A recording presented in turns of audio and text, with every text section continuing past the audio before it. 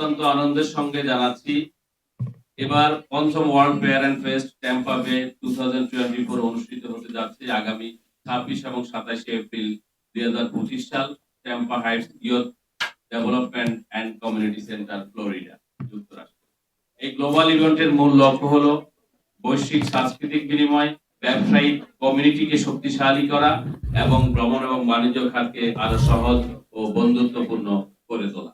এটি এমন একটি প্ল্যাটফর্ম যেখানে বিভিন্ন জাতি ও সম্প্রদায়ের মানুষ নিজেদের মধ্যে বন্ধুত্বপূর্ণ সম্পর্ক গড়ে তোলার পাশাপাশি নতুন ব্যবসায়িক সম্ভাবনা এবং পর্যটনের সুযোগ উন্মোচন করবে। এই আয়োজনের পেছনে রয়েছেন association of world fair and fest USA Inc, যা 2021 সালে করোনা মহামারীর সময় প্রবাসী বাংলাদেশি এবং বিভিন্ন ভাষাভাষী মানুষের সাংস্কৃতিক ও ব্যবসায়িক উন্নয়ন এবং ভ্রমণ বাণিজ্য সহজ করার লক্ষ্যে যাত্রা শুরু করে। এর আগে সংগঠনটি সফলভাবে 4টি ইভেন্ট আয়োজন করেছে। প্রথম ওয়ার্ল্ড ফেয়ার ফেস্ট অনুষ্ঠিত হয়েছিল জুন 9 থেকে 12, 2022 সাল লেগাসি ইভেন্ট হল, অরল্যান্ডো, ফ্লোরিডায়, এবং দ্বিতীয় ইভেন্টটি 6 আগস্ট 2023 নিউ ইয়র্কের গুলশান টেরেসে, এবং তৃতীয় ইভেন্টটি 25 এবং 26 নভেম্বর 2023 সালে ক্লিয়ার ওয়াটার হোটেল হলিডে ইনে অনুষ্ঠিত হয়।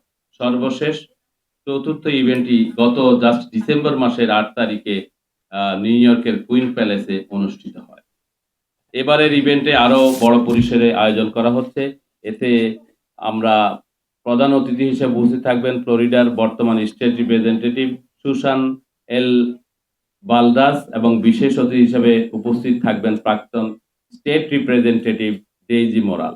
ইভেন্টে প্রায় 30টি দেশের প্রতিনিধি এবং স্থানীয় প্রশাসনের গুরুত্বপূর্ণ ব্যক্তিরা অংশগ্রহণ করবেন, এবং বাংলাদেশ থেকে FBCCI, federation of chamber of commerce and industries এর একটি বড় প্রতিনিধি দল এই অনুষ্ঠানে যোগ দেবে আমরা ইতিমধ্যে জানতে পেরেছি। তারা বাংলাদেশের বাণিজ্যিক সম্ভাবনাকে আন্তর্জাতিক মঞ্চে তুলে ধরবে এবং বৈশ্বিক বাণিজ্যের সঙ্গে সংযোগ স্থাপনে কাজ করবে।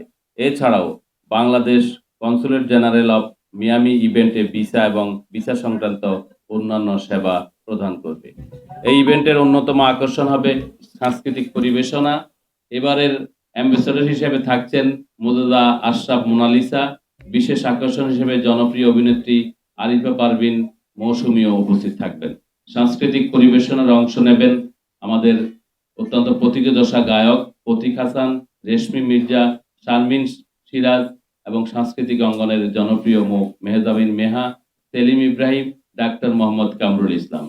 ইভেন্টের থিম সং রচনা ও সুর করছেন জনপ্রিয় সঙ্গীত শিল্পী তৌসিফ আহমেদ, এবং গানটি গেয়েছেন আমাদের প্রতিদশা আরেকজন যিনি ভালো কণ্ঠশিল্পী ইমরান।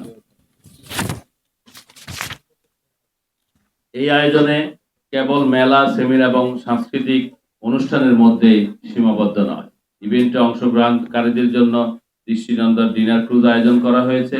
ইভেন্টের মিডিয়া পার্টনার হিসাবে আমাদের সাথে সম্পৃক্ত আছেন প্রথম দিন থেকেই আর টিভি এবং 52 টিভি, আর ট্যুর পার্টনার হিসেবে থাকতেন Haven Tours and Resort Limited. আমরা বাংলাদেশের সহ বিশ্বের সকল দেশ ও কমিউনিটির প্রতি আহ্বান জানাই এই বৈশ্বিক মেলবন্ধনে সামিল হতে। পঞ্চম world fair and fest Tampa বে 2025 আন্তর্জাতিক পর্যায়ে সংস্কৃতি, ব্যবসা এবং ভ্রমণ বাণিজ্যে নতুন ধার উন্মোচন করবে বলে আমরা দৃঢ়ভাবে বিশ্বাস করি।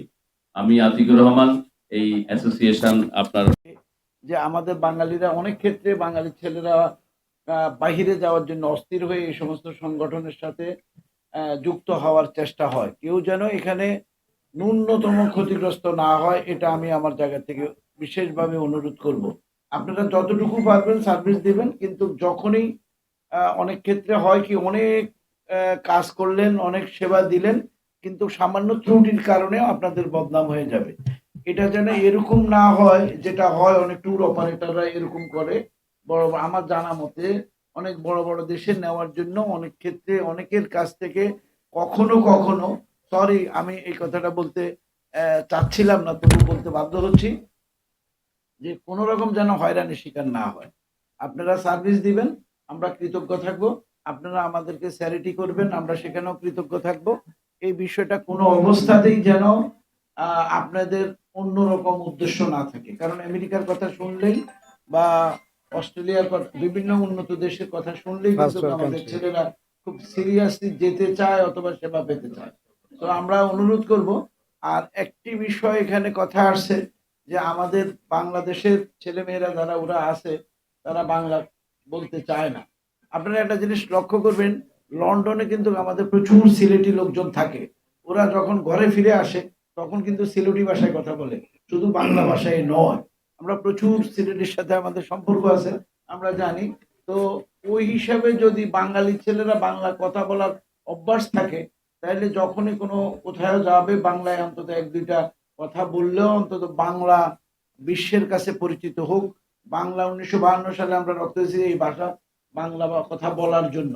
তো এই বিষয়টা যদি মা বাবারা খেয়াল রাখে, মা বাবারা সন্তানদেরকে যদি ওইভাবে আহ, প্রশিক্ষণ দিয়া থাকে, তাহলে অবশ্যই বাংলা বলতে বাধ্য হবে।